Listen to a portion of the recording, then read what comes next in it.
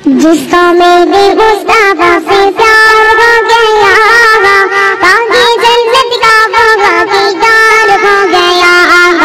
जिसका मेरे मुस्तफा से प्यार हो गया। সাবস্ক্রাইব করুন মাই ইউটিউব চ্যানেল। কি আশ্চর্য, এই প্রচন্ড গরমের মধ্যে জলজলার মতো কি করে আছে, হ্যাঁ পুরো জঙ্গলে ধুতের মতো লাগছে।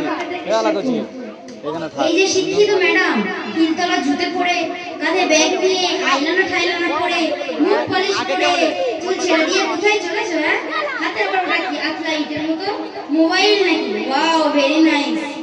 মানুষকে দেখো এত ঠাট্টা বিদ্রোহ করতে নেই। তাছাড়া তুমি আমাকে চেনো? আমি কলেজে অনার্স নিয়ে পড়ি, আর আমাকে কেমন সিনেমার হিরোইনদের মধ্যে দেখতে। আর তোমাদের বা কি বলবো, এইসব তো সব মামালানো মৌলবীদের দোষ। আচ্ছা বলো তো, তোমার বাড়িতে তোমার দাদা দাদি বেঁচে আছে কিনা? না, তারা তো মরে গেছে। আচ্ছা, তাদের জানাজার নামাজ কে পড়িয়েছিল? আমাদের মসজিদের ইমাম সাহেব। কেন তোমার সিনেমার সুপারস্টার ডাকলে না? বা তুমি তো কলেজে পড়ো, তুমি পড়াতে পারবে না? এবার চুপ করে আছো কেন? ক্যাসেট বন্ধ হয়ে গেছে? এবার বলো তো দেখি, তোমাদের বিয়ে কে পড়িয়েছে? ভাই বোন আছে, তাদের বিয়ে হয়ে গেছে। তাদের বিয়ে কে পড়িয়েছে? আমাদের মসজিদে ইমাম সাহেব। কেন তোমার সিনেমা সুপারস্টারদের ডাকলে না? বা তুমিও তো কলেজে পড়ো, তুমি পড়াতে পারলে না? চুপ হয়েছে কেন? উত্তর দাও। এই আপনার সঙ্গে কথা বলে আমার একদম ভুল হয়ে গেছে। আমি আগে জানতাম না যে মক্তবে পড়া মেয়েদের মধ্যে এত বুদ্ধি। সবাই আমার দিকে হা করে তাকিয়ে আছিস, কি লজ্জা। আচ্ছা বোন, তুমি তো খুব জ্ঞানী মানুষ, তুমি বলো তো দেখি দিনে 5 ওয়াক্ত নামাজ কোন নামাজ কখন পড়তে হয়? আমি নামাজ পড়ি না তো কি হয়েছে? আমার কত সম্মান জানো? আর তুমি আমার সঙ্গে তর্ক করতে আসো না, ইউ আন্ডারস্ট্যান্ড? আমি তোমার সঙ্গে তর্ক করছি না, আমি শরিয়ার বিষয়টি বলছি। আসসালামু আলাইকুম। আসি তাহলে। এই দাদা, তুই সালামের মানে জানিস? হ্যাঁ অবশ্যই। আসসালামু আলাইকুম মানে তোমার উপর শান্তি বর্ষিত। আর আমি তখন বলছিলাম দিনে 5 ওয়াক্ত নামাজ কোন নামাজ কখন পড়তে হয়, এটা তোমার জানা উচিত। আমি বলছি শুনে নাও। ফজরের নামাজ ভোরের বেলা পড়তে হয়, জোহরের নামাজ দুপুর বেলা পড়তে হয়, আসরের নামাজ বিকাল বেলা পড়তে হয়, মাগরিবের নামাজ সন্ধ্যা বেলা পড়তে হয়, এশার নামাজ রাত্রি বেলা পড়তে হয়।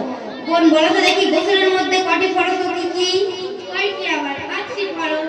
1 পুকুরে নেমে গোসল করা, 2 সাবান শ্যাম্পু ব্যবহার করা, 3 ভালো করে গোসল করা ইত্যাদি। কোন তুমি তো ভুল বললে, আমি বলছি শুনে নাও।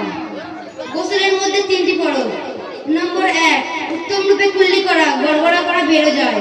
নম্বর 2 নাকের নরম অংশ পর্যন্ত পানির দ্বারা ধৌত করা। নম্বর 3 সম্পূর্ণ শরীর ভালোভাবে ধৌত করা। বিন্দু মাত্র শুকনো থাকলে গোসল শুদ্ধ হইবে না। কোন বলো তো দেখি, হুজুর মধ্যে কটি ফরজ কি কি? কয়টি আবার? 7টি ফরজ। 1 মুখে পানি দেওয়া, 2 গালে পানি দেওয়া, 3 নাকে পানি দেওয়া ইত্যাদি। কোন তুমি আবারও ভুল বললে, আমি বলছি শুনে নাও। হুজুর মধ্যে 4টি ফরজ।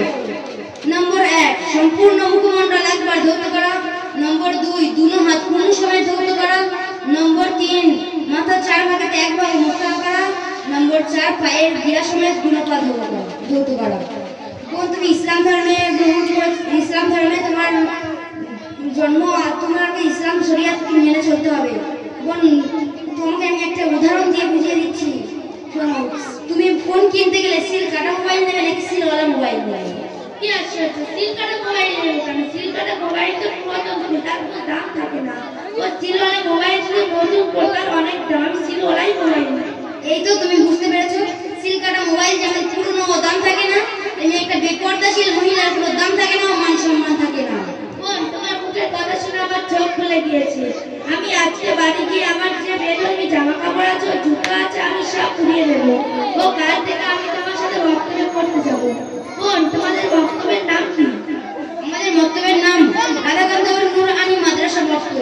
আমাদের বক্তব্যে সমস্ত ইসলামিক বিধিবিধান কোরআন সম্পূর্ণরূপে সঠিকভাবে শিক্ষা দেন।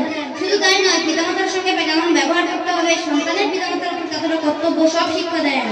আমাদের হুজুরের সঙ্গে তোমার যোগাযোগ করে দেবো ইনশাআল্লাহ। আসসালামু আলাইকুম ওয়া রাহমাতুল্লাহি ওয়া বারাকাতুহু।